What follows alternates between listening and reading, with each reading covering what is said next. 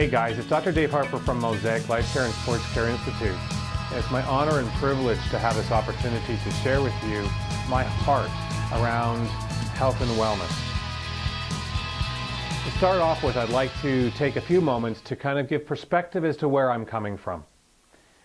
As an entrepreneur, the most important asset that you have is actually between your ears.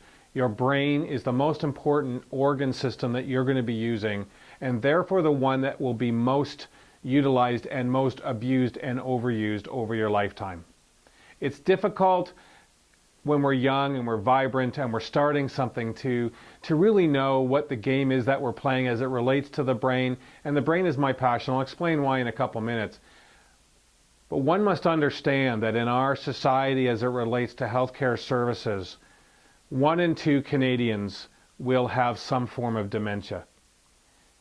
We already have a bed space shortage. I can tell you that for a fact because my mother, at 82, almost 83 years old, is suffering from Alzheimer's. And it's actually because of her that I've kind of fallen into this world. My background is chiropractic. I've done some functional neurology.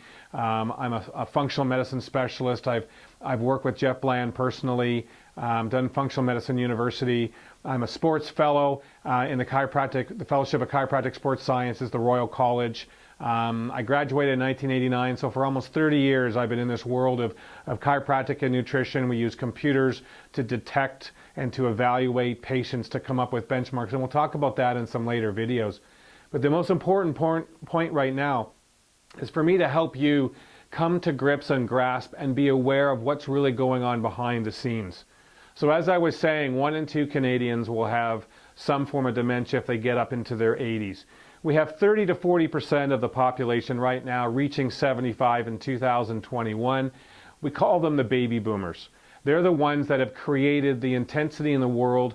I was born in 63, so I'm at the end of that. I'm looking at what that means. And what's interesting is that population at 50%, more women than men having dementia, having some type of issue related to Alzheimer's or Parkinson's, some type of brain injury.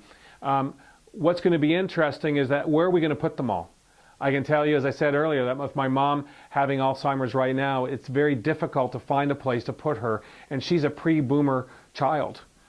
She's 82, as I said, and so this is the challenge. And as a result, and even from the Heart and Stroke Foundation, that had a video that was an ad that they had. It was a 1-minute video where it said that the average Canadian will spend the last 10 years of their life living in sickness. You can go online to makehealthlast.ca and you can see the video there. And it's interesting that all of these things are percolating below the surface. And it really behooves us then, as we look at what it means to be an effective, high-performance business person, to protect and to bulletproof that part of our body that we use most every day. We're on cell phones 24/7. We have computers and laptops. We don't move very well. In the literature, we're talking now about something called sitting disease or sedentary death syndrome, where most chronic illnesses and diseases are related to being sedentary. We're talking about obesity and diabetes and all these things related to sitting disease. And we have this issue now where we need to have a dialogue because of what this reality is. So let's pause around that. Let's take a moment to really look at what the assets are that you have as a person.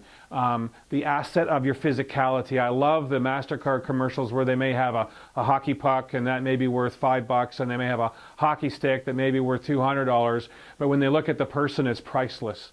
And that's the way I view you looking at this video right now. You are priceless. You have a purpose in life, and it can't be realized if you're fighting and battling issues related to memory or forgetfulness, which are early signs of Alzheimer's. As a Dr. Amen certified clinic, he talks about the reality that Alzheimer's and dementia actually can start 30, 40, and 50 years ahead of time. Well, if the average age when it shows up is around 80, that means that somewhere around the 30-year-old point in your life, you are actually beginning to have the early stages of some type of dementia or some type of burnout in the brain. So this then begs the question, how can you know that something has actually started to occur if you don't have the overt symptoms associated with the actual diagnosis of Alzheimer's or dementia? Well, I'm glad you asked, because technology has allowed us to take a look into the brain. Technology has allowed us to stress the brain and to find out how it recovers. So what we're talking about now is the ability of your brain to interpret its environment. We live our life through our nervous system. Our nervous system controls every action and reaction in the body as it interprets the environment. And your brain, based upon its balance of parasympathetic or rest and recovery and sympathetic or fight, flight, and freeze, occurs in the brain.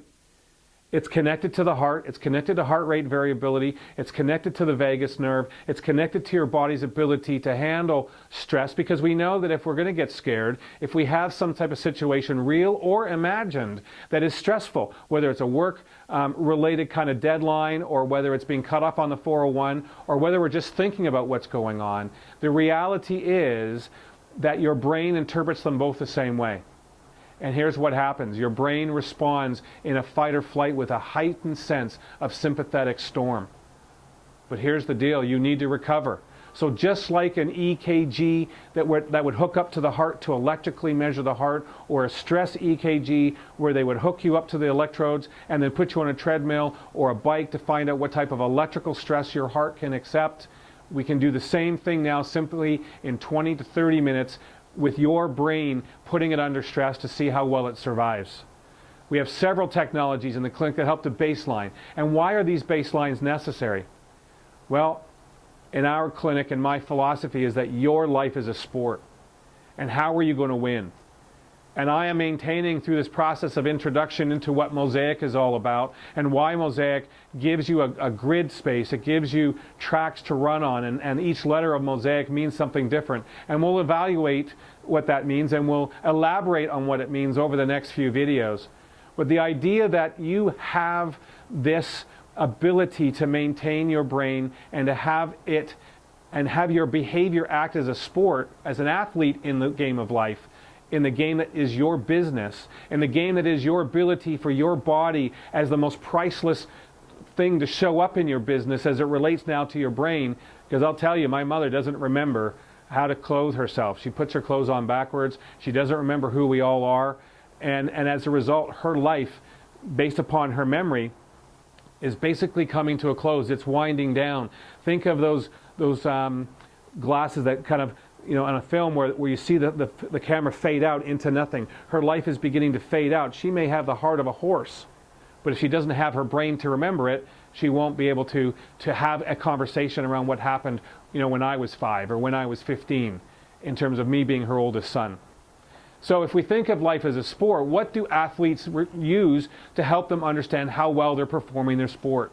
They're going to have metrics. If it's a runner, it's how fast they do the 100, or what's their hurdle time. My kids are into track, and so, you know, my oldest is into 200 meter hurdles and the 400, 800. My son is into long distance running, 3 kilometers, 5, 10, and it's all based about time. And so they measure their times and they compete against others to benchmark their times. That's part of their measurement. If I'm a hockey player, it could be goals on net. It could be how much weight I can lift. All of these things are issues and realities around metrics and measurements to help an athlete know how well they're doing, how high they can jump, how much weight they can bench press, how much load they can lift. So what if there was a way to create a measurement process, a health management by statistics program that we use in the practice, that we could actually measure you and create a serial evaluation of the way in which your body is doing or isn't doing as we move towards a higher level of performance? Well, that's what we do. And I know that as a high performer in business, this is what you do to follow and track the metrics of how well your business is going. So my heart to you and my caring to you is to take a moment to listen to what I've said, talked about the various different aspects of the game that we're playing, what's going on in the world, and then to say, look, how do I want to show up? How do I want to end? And how do I want to be tested through the M.O.S.A.I.C method? The M stands for move well. The O stands to optimize. The S stands for support and supplement where necessary. And this is a system then, if you're going to optimize, you're going to have to add input into it. You're going to have to add resources into an optimization process. The A of M.O.S.A.I.C is to acquire knowledge and wisdom. You're going to need to be educated. You're going to need to know what you need to know for what your individuality, and that's the I of Mosaic. How do we individualize care? Not one size fits all, but how do we look at you and say, what do you need? Where are you on the path of your life that you need effort or energy applied into it to keep it at that highest level of performance? High performance living, high performance wellness, and then high performance business. It's critical. And then the C of Mosaic is this idea of what it means to continue for life. We're going to continue to expand your life over a lifetime. You matter. Your life matters. Your life matters to you, to your business, to your employees, to everything that you do. Your life matters. And I'm trying to suggest that the purpose of that life, in terms of your business, will be affected by whether or not this conversation that we're having together opens up into you and is able to awaken in you a real interest in what it means to protect yourself and to bulletproof your body and really to bulletproof your brain for a lifetime. I'd love to get connected, to have a conversation. Anyone can come and talk to me complimentary. We can sit down and have a conversation. You can see the technology. We'll go through that and we'll examine the technology and the results and how that works in videos to come. But right now, just sit and ponder and consider what it means for you to take a chance to love yourself and to do something for you so that you could be the best that you could be in everything and anything that you choose to do related to your business for a lifetime. It's my pleasure to be here. I value every one of you that's watching that I have not met yet. We're here to save humanity ahead of time. You get that? We're saving your brain ahead of time. We're here to help you not become a statistic, but to move towards high performance, wealth, and health. I'll end with one thing. Mother Teresa is said that in her passion in the world, she would never go to an anti-war rally. It would always be pro-peace. I'm asking you to go to pro-performance, to be involved in the management and the involvement in your life and not be deaf, dumb, and blind to what's going on, but to see what's happening and to take a chance and have a conversation to see what can be done for you. I look forward to hearing from you.